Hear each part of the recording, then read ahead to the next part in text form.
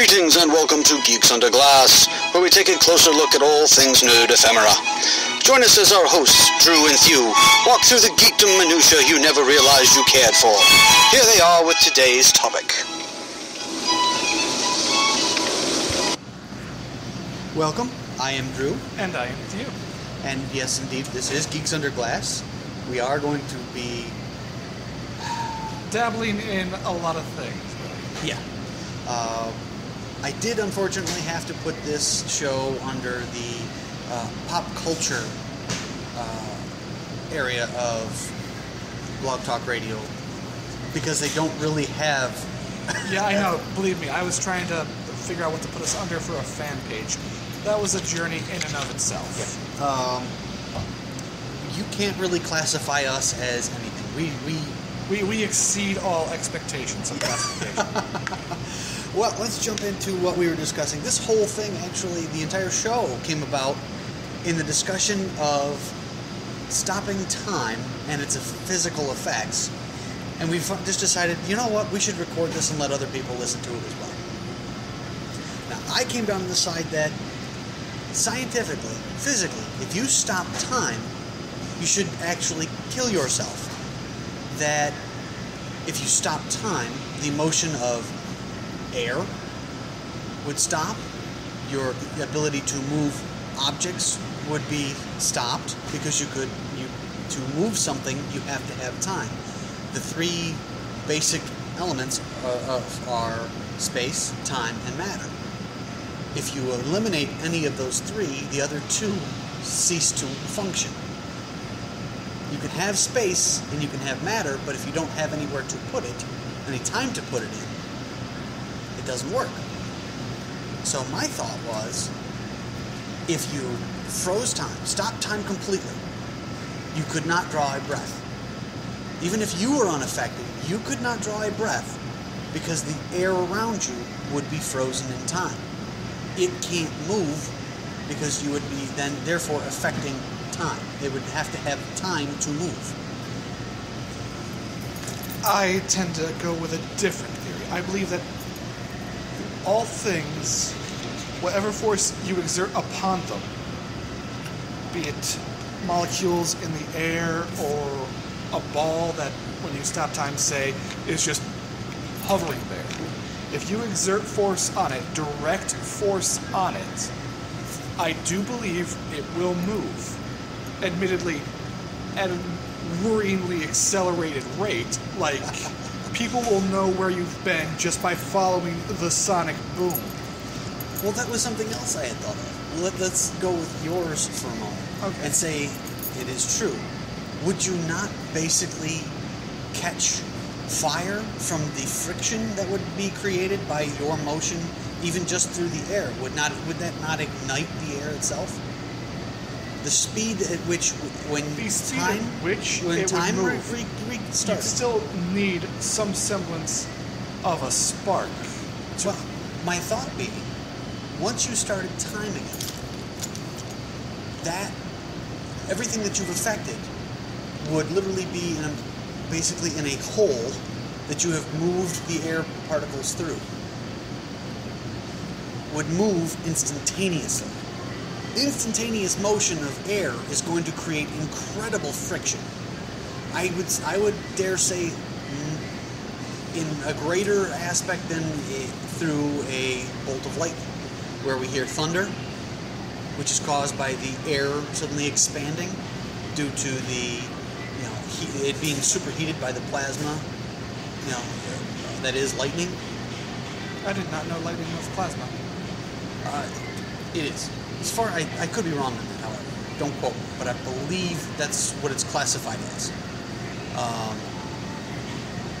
But either way, the sudden heating of the air is what causes that shock wave or the thunder that we hear after it. Yes, but there's also an electrical component. That's creating the shock wave, exactly. But I'm saying moving through that medium, and then that medium suddenly restarting.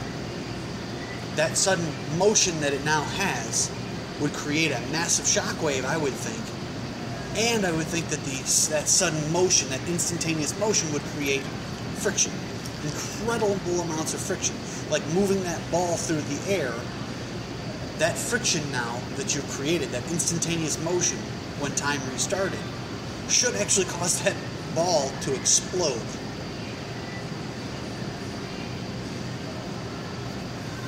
I don't think we could get to the point of explosions.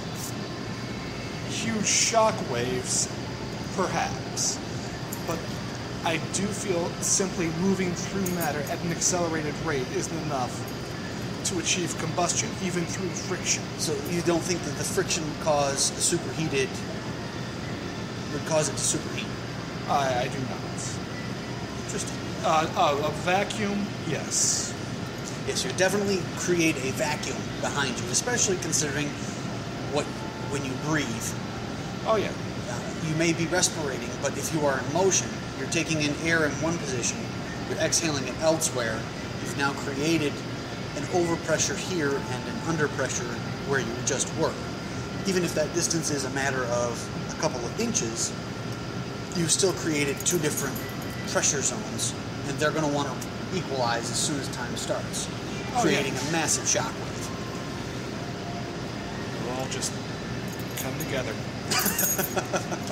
I do believe that would create serious havoc, but again, my thought is, if you have stopped time, then anything that you are not, even what you're in direct physical contact. Well, actually, let me get ahead of you on that. Sure. I mean, you talk about how, like, you don't even have the time to take breaths. If you are stopping time, as you would say, and truly, absolutely stopping time, your synapses wouldn't have the capacity to fire in between one another. You would literally cease to exist, basically. What I believe happens in most cases of, time stopping is less absolute time stopping and an extreme case of just slowing time down. Okay. In my thought was, as you often see in science fiction or in comics or things like that, when people stop time, it's generally that all other time stops except for their physical person. That was the basis I was going on. That other than your physical you could also person. argue that it's not so much stopped absolutely, but slowed down to 1/1,000,000th of its regular speed, which would feel like, really, unless you were looking at a bullet or something else incredibly fast, you would... Something like light. Exactly. You'd be fairly convinced that time had absolutely... So that would be not so much true technical time stopping, but more of an experiential stoppage of time. Temporal distortion. Yeah. It's all in the marketing. Yeah, exactly. Now, here's my question. If you did stop time, or even incredibly slowed it, as you were mentioning, would you still age? At the same rate? Yes, all things are relativistic. If you can move normally through this displaced time as you would through a regular, set of time, yes, that would count against you as aging. But again, my thought being, you may be physically there. You may be able to move through that stopped or incredibly slowed time. But does that mean you're creating your own pocket of normal time around you? Or is it more that you are simply able to move through this incredibly slowed or stopped time, and therefore that time is not actually affecting you? That you are still at that point in time, like your body is still aging functions, as it would normally. So then we'd have to believe then that you basically create your own pocket of normal time that you use to move through stopped or incredibly slowed time. I'm not quite sure how I feel about that, because You're thinking at a normal pace. You're still breathing like you normally would. It's not like you're breathing slower or walking slower. So whatever damage happens to you in real time. Well, again, that was my idea, was if you create your own pocket of time where, like you say, all your respiration, your thought processes, everything move at a normal speed, then yes, I would say that you would age at what would be to everyone else an accelerated rate, which would actually be a normal rate. However, if you simply are able to move inside of the stop time without having the effects... Like if someone else stopped time and it didn't affect you. Kind of thing? Actually, I'm thinking more in terms of what would appear to someone else as... I don't want to say teleportation per se, but more like an incredibly fast movement. Where, yes, your thoughts still work, because you are the one that physically stopped the time. Yet, your thoughts aren't affected by it. Your respiration and movement aren't affected by it. But you don't create a pocket of your own time. I would have a hard time seeing how that is possible. Yeah, I guess no matter how it would work, you would have to have a pocket of normal time that you exist in that keeps you actually separated from the stopped time. Or Max Payne, you're familiar with that, right? Yes. When you enter bullet time, everything slows down, including yourself. You just slow down less. So, to an extent, maybe something like that. That's a possibility as well. All, of course, this is all hypothetical at best. Of course, we haven't been working on this for a while. There are no secret labs dedicated to time stoppage. Reverse psychology. Reverse psychology. Well, actually, since we do have a little bit more time, if you'd like, I know there was another topic that related to it. Another thing that everyone has, the other two things that everyone has always wanted: invisibility and X-ray vision. Now, here's the question that I brought up: could X-ray vision negate invisibility? I say yes. Invisibility is based on bending the visible light spectrum, whereas X-ray vision is basically viewing the world outside of the visible light spectrum. You would be viewing...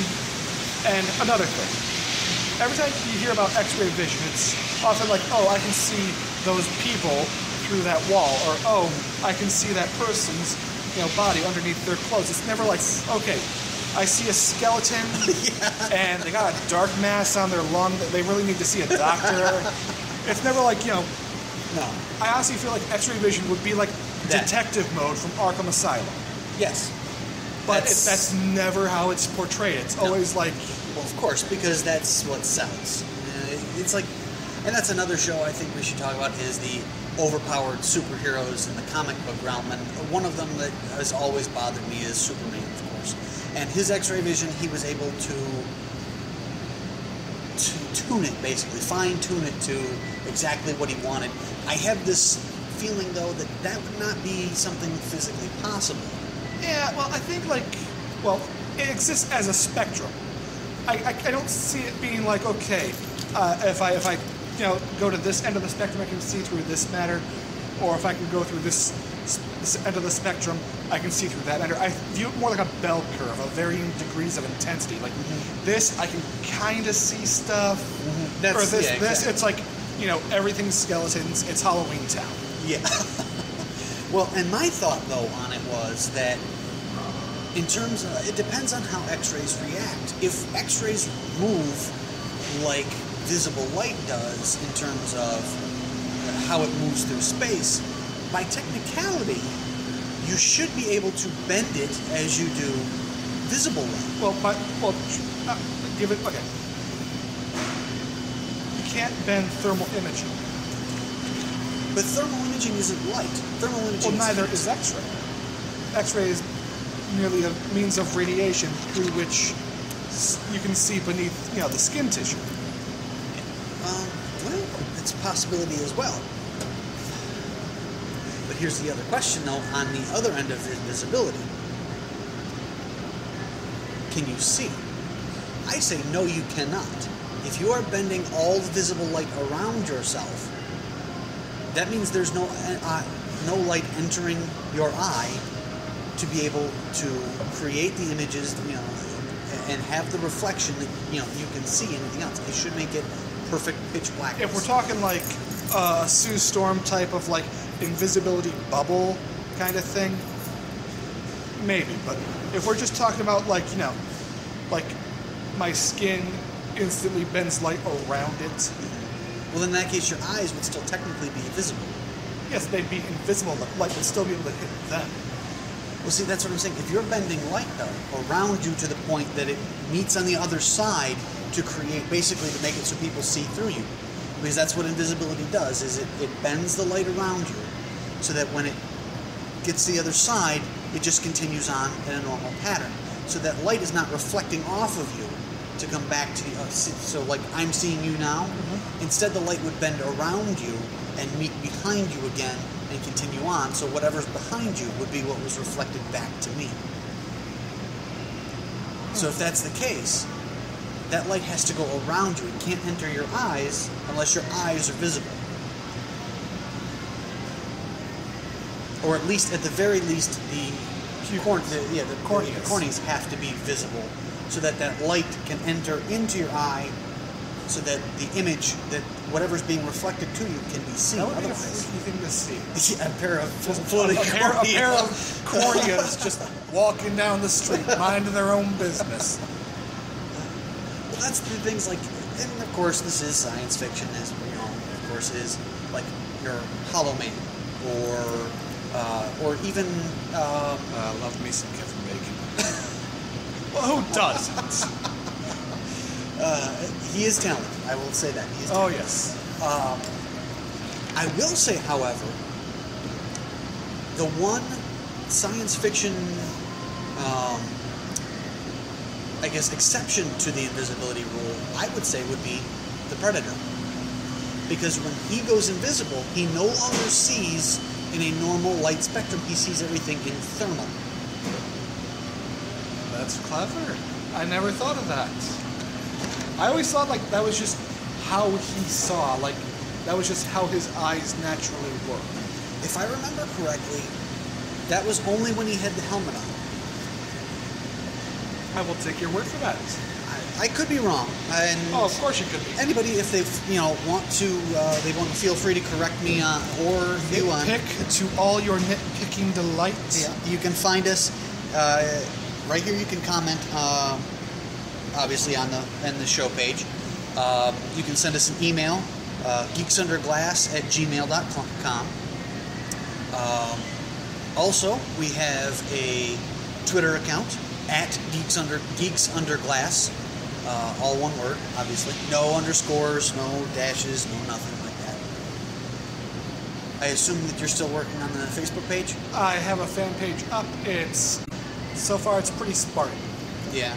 Well, again, so is the Twitter machine for us, because, well, this is, after all, Our maiden our first voyage. show. Yeah, this is, yeah. So, pardon the roughness. Hopefully we will get better with time. Well, if we get worse, we have some serious issues. Oh dear, yes. So definitely tell us what you think. If you have any ideas, things that you'd like us to discuss, please feel free to let us know. We're always up for A discussion, an argument, maybe a little bit of fisticuffs. Probably better back off on the fisticuffs. One of us would get fired. The other would get arrested. True. I don't think either of us want that. No, we don't. So, until next time, thanks for listening. Au revoir.